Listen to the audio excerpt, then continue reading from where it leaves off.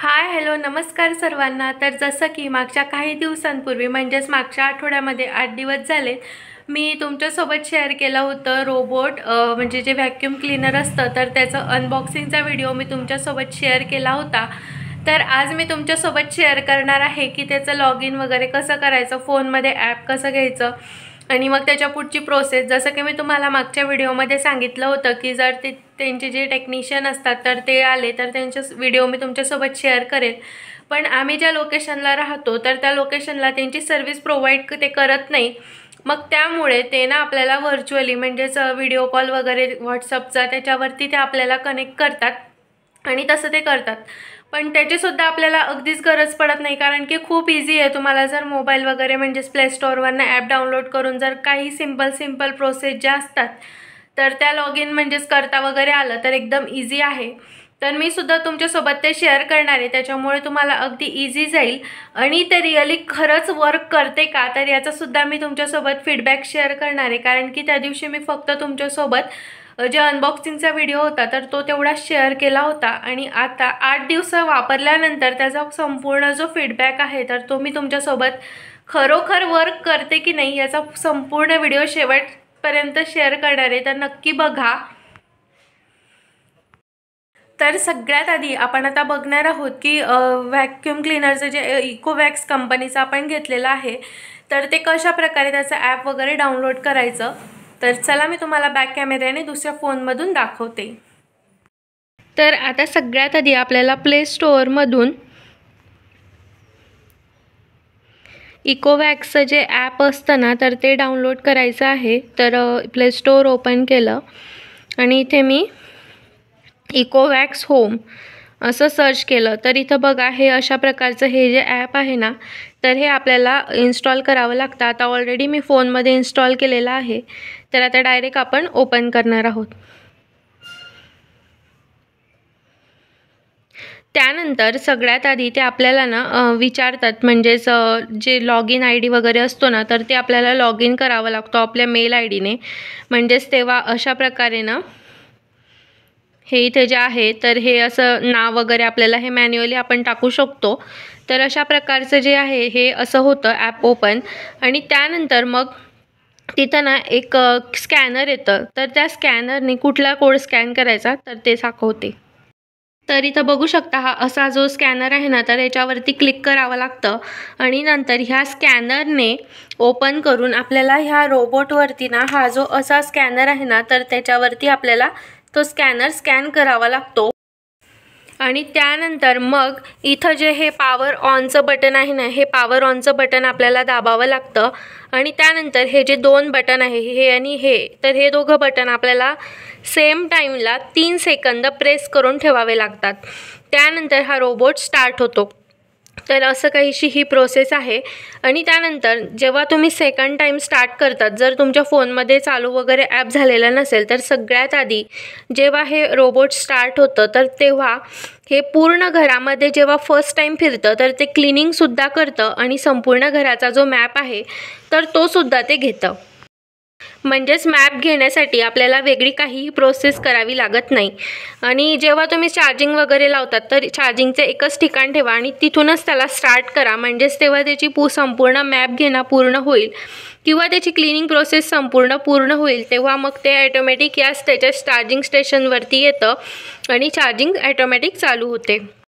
तर इथं बघू शकता हे ऑलरेडी पॉवर ऑन आहे। तर हे जर 3 सेकंद आपण दोघं ॲट ए टाईम जर बटन प्रेस केलेत ना तर त्यानंतर जेव्हा आपण याच्यावरती क्लिक करतो तर बघू शकता इथं आता हे स्टार्ट क्लिनिंग असं म्हणतं आहे, म्हणजे ॲटोमॅटिक हे आपल्या चार्जिंग स्टेशनवरून निघतं आणि क्लिनिंग करायला स्टार्ट करतं। तर आता ही जी क्लिनिंग आहे ना तर ही खरी क्लिनिंग म्हणजेच त्याचा जो फर्स्ट टाईम जेव्हा तो मॅप घेतो तर त्यावेळेस त्याची जसं त्याने फिरलेलं असतं म्हणजेच तसंच ते आपलं घेतं। त्यामुळे जेव्हा तुम्ही फर्स्ट टाईम जर घर क्लीन करणार असाल तर समजा तुमच्याकडे अशा मध्येच कुठल्या तरी टिपॉय वगैरे असेल तर मग ते शक्यतो उचलून ठेवा, म्हणजेच मग ते तेवढा भाग नाही तर मग काय होतं की ते क्लीन करायचं सोडून देतं। त्यामुळे शक्यतो ना फर्स्ट टाईम जेव्हा आपण करतो तर त्यावेळेस त्याने आता फर्स्ट टाईम त्याने मॅप जेव्हा घेतला होता तर या चार्जिंग स्टेशनपासून निघून त्याने असाच वेग घेतला होता, त्याच्यामुळे ते जेव्हा केव्हा फिरते तर तेव्हा ते अशाच वेने जातं. आणि हे जे मशीन आहे ना, तर याच्यावरती 3 मोड असतात, पाण्याचं पण आणि स्पीडचं पण. तर पाण्याचं मोड मीडियम ठेवायचं आणि स्पीड जो आहे तर तो हाय ठेवायचा. म्हणजेच हाय स्पीडने काय होतं की जी खालची घाण वगैरे असेल ना तर ती संपूर्ण निघून जाते.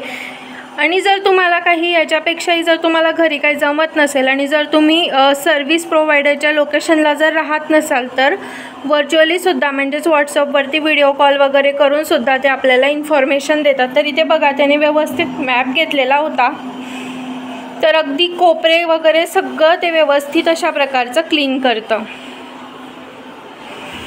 घरामध्ये अशा प्रकारचे पडदे वगैरे असतात म्हणजे थोडेसे लांब, तर ते जेव्हा क्लीन करायला आपण स्टार्ट करतो ना तर त्यावेळेस शक्यतो जेव्हा केव्हा आपण स्टार्ट करू तर तेव्हा ते एका साईडला घेऊन घ्यायचे, म्हणजेच ते मध्येच अडकत वगैरे अजिबात नाही. तरी ते बघू शकता आता. तर आता हे तिथं थांबलं का होतं की ना, तिथं जे साईडला घाण वगैरे असते ना आपल्या कोपऱ्यांमध्ये इथं दरवाजाच्या ठिकाणी वगैरे, तर तिथंसुद्धा ते व्यवस्थित असं त्याच्या ब्रश जे आहे तर जे बघू शकता तसं ते व्यवस्थित असं सगळं क्लीन करते. हे पाहता संपूर्ण.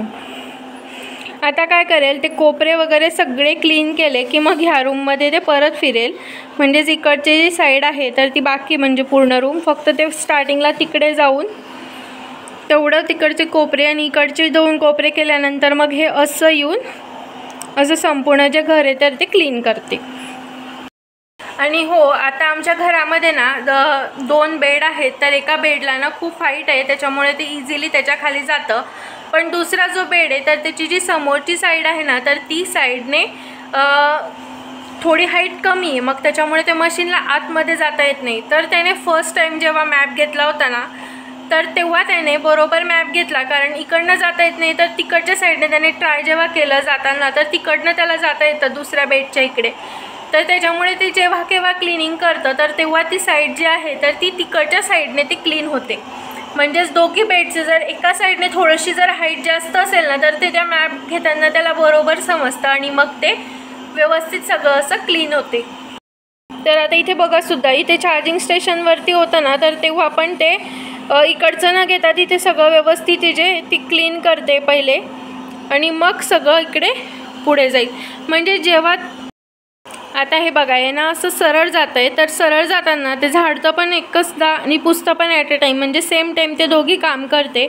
तर आता बघा इकडनं असं गेल्यानंतर लगेच तिकडनं येतं आहे, म्हणजेच जेवढा जो गॅप असतो ना एवढा, म्हणजे आपण जर पुसलं इकडच्या साईडला आणि इथला जो मधला गॅप आहे ना तर तो सुद्धा मधला गॅप अजिबात राहत नाही. म्हणजे दोघी पार्ट जे आहे तर ते व्यवस्थित सगळं कव्हर करतं आणि पूर्ण जे घर आहे ते सगळं व्यवस्थित पुसलं जातं.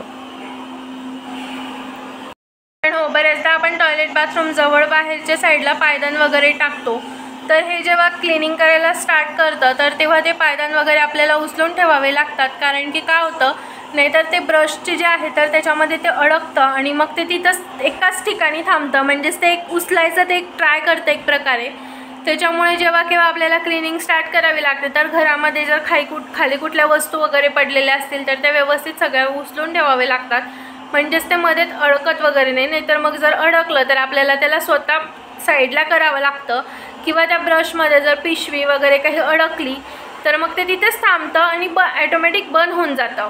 म्हणजे असं नाही की ते तिथल्या इथेच गोल गोल फिरतं, असं नाही होत. ते 1-2 सेकंद 3 सेकंद 4 सेकंद तिथं फिरतं गोल गोल आणि मग तिथं स्टॉप होऊन जातं, असं काहीसं आहे. तर हा जो रिव्ह्यू आहे तर हा रिअल रिव्ह्यू आहे. म्हणजेच मी स्वतः 8 दिवस यूज केल्यानंतर पूर्ण जे आहे तर रिअल रिव्ह्यू देते. असं नाही की बरेचसे जण आता यूट्यूबवरती ब्रँड प्रमोशनसाठी वगैरे येतात, तसं काही नाही आहे. आपलं कसं छोटंसं चॅनल आहे त्याच्यामुळे, आणि आपण स्वतः पैसे देऊन घेतलं आहे त्याच्यामुळे जर कोणाला घ्यायचं असेल तर जो रिअल रिव्ह्यू आहे तर तो आम्हीसुद्धा स्वतः जेव्हा फर्स्ट टाईम घेत होतो तर ते रिअली वर्क करत असेल की नाही, किंवा हे शेवटी मशीन आहे, माणसापेक्षा तर ते जास्त काही क्लीन करू शकत नाही. माणूस पण ठीक आहे, म्हणजे एखाद्या वेळेस आपल्याला जर नाही जमलं वगैरे तर खूप मस्त आहे. म्हणजे जर आपण डेली जर क्लिनिंग वगैरे त्याच्याने केली तर एकदम घर छान क्लीन होतं. अजिबात अशी धूळ वगैरे कुठेही राहत नाही आणि व्यवस्थित फरशीसुद्धा छान अशी पुसली जाते. फक्त हो, जर तुमच्याकडे खूप लहान मुलं वगैरे असतील आणि मग ते डाग वगैरे पडतात खाताना किंवा एकदम जर चिकट डाग असेल किंवा काही, तर ते ह्याच्याने निघत नाही. इवन आपणसुद्धा स्वतः कधी पुसतो तर तेव्हासुद्धा त्याने ते डाग वगैरे काही निघत नाही. त्याच्यामुळे हे मशीन आहे, ते आपण स्वतः पण केल्यानंतर आपल्याला एक घासावं लागतं वगैरे किंवा एकदम 3-4 वेळेस पुसावं लागतं, तेव्हा तर तो डाग निघतो. तर तसे डाग याने निघत नाही. पण जर नॉर्मल फरशी असेल आणि धूळ असेल बारीक वगैरे, तर ती सगळी धूळ संपूर्ण याच्याने निघते. इवन जर किचनमध्ये एखादी मिरची वगैरे आपली खाली पडली असेल तर तीसुद्धा ते त्याच्या बॉक्समध्ये घेऊन घेतं, म्हणजेच एक कचरा म्हणून. असं हे एवढं आहे, म्हणजे त्याची कपॅसिटी जेवढी असेल तेवढं ते घेण्याचा ट्राय करतं. कारण शेवटी त्याचा कचऱ्याचा जो बॉक्स आहे डस्ट किंवा काही, तर तो एकदम छोटा आहे, म्हणजे एवढ्या साईजचा. तर त्याच्यामध्ये जेवढं त्याला शक्य आहे किंवा त्या ब्रशमधून त्याला जेवढं घेणं शक्य आहे तर तेवढं ते घेतं. तर आता बघू शकता, मी तुम्हाला मध्ये सगळी त्याची इन्फॉर्मेशन वगैरे सगळी सांगितली. तोपर्यंत त्याने हा जो संपूर्ण पट्टा आहे तर हा पूर्ण क्लीन केला आणि आता ती जी शेवटची तेवढा जो पट्टा आहे तर तो तेवढा तिकडनं आता क्लीन करतोय. म्हणजेच एक इकडनं असं जातं, म्हणजेच ती एक फरशीवरती ते 2 ते 3 वेळेस फिरतं, म्हणजे साहजिक आहे की ती फरशी व्यवस्थित सगळी क्लीन होते. तर आता एवढा पट्टा झाल्यानंतर बघा तिकडनं त्याने टर्न घेतला आणि आता इकडचं संपूर्ण जे आहे तर तो क्लीन करत आहे.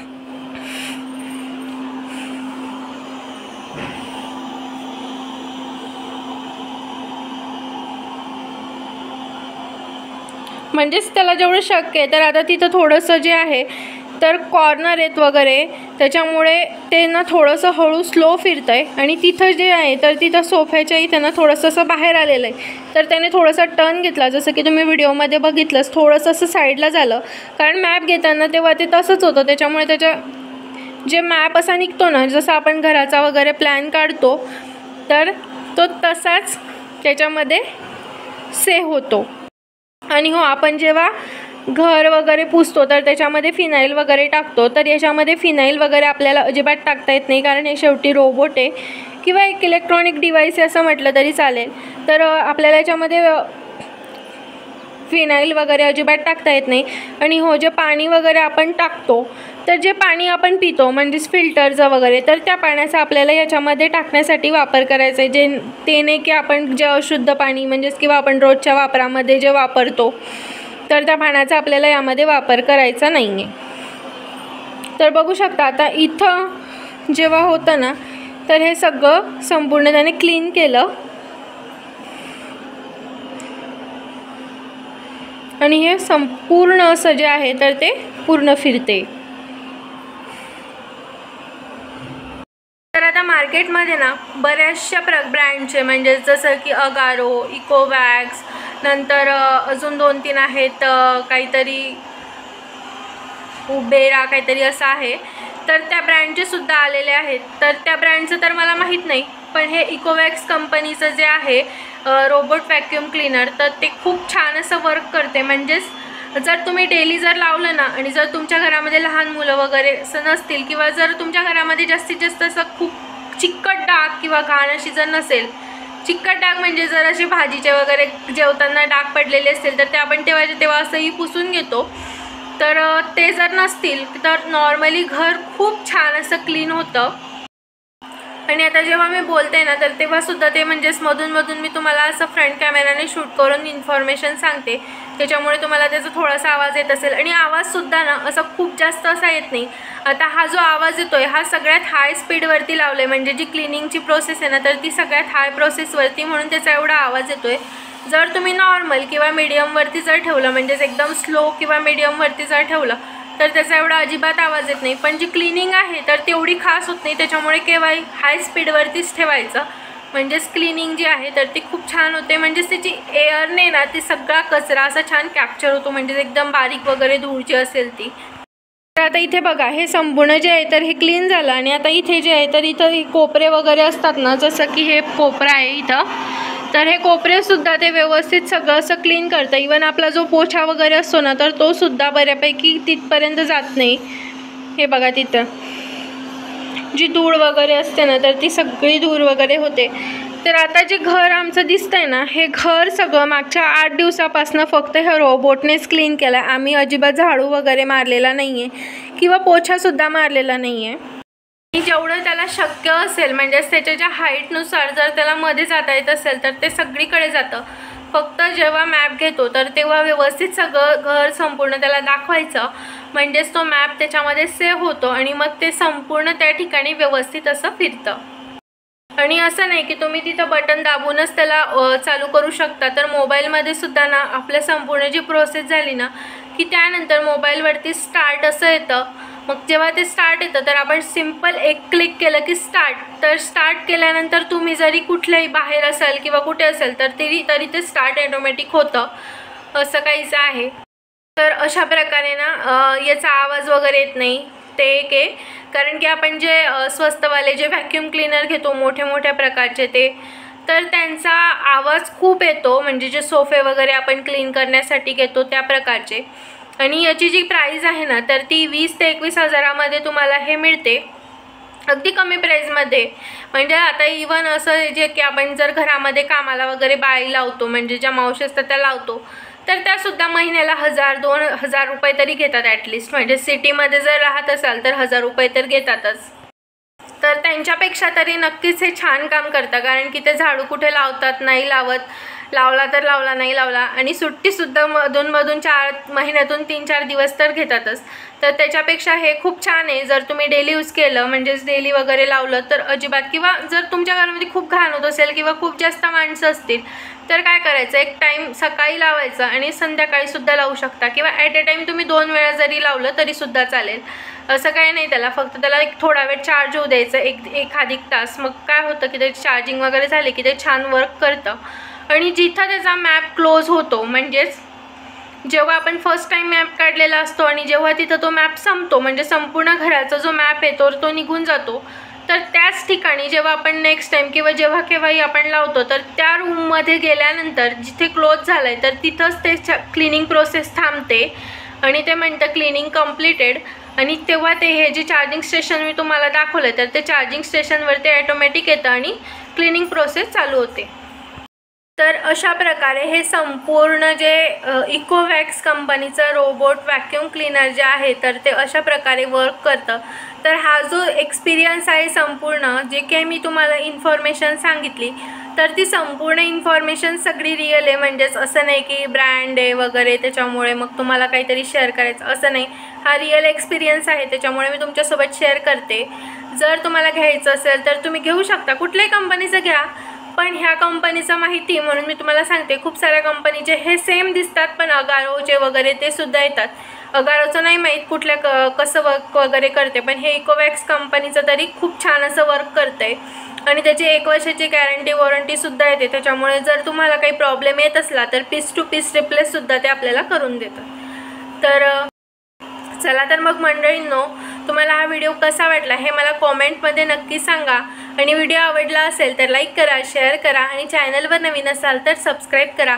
तर भेटूया पुन्हा अशाच एका छानशा नवीन व्हिडिओमध्ये. तोपर्यंत बाय बाय.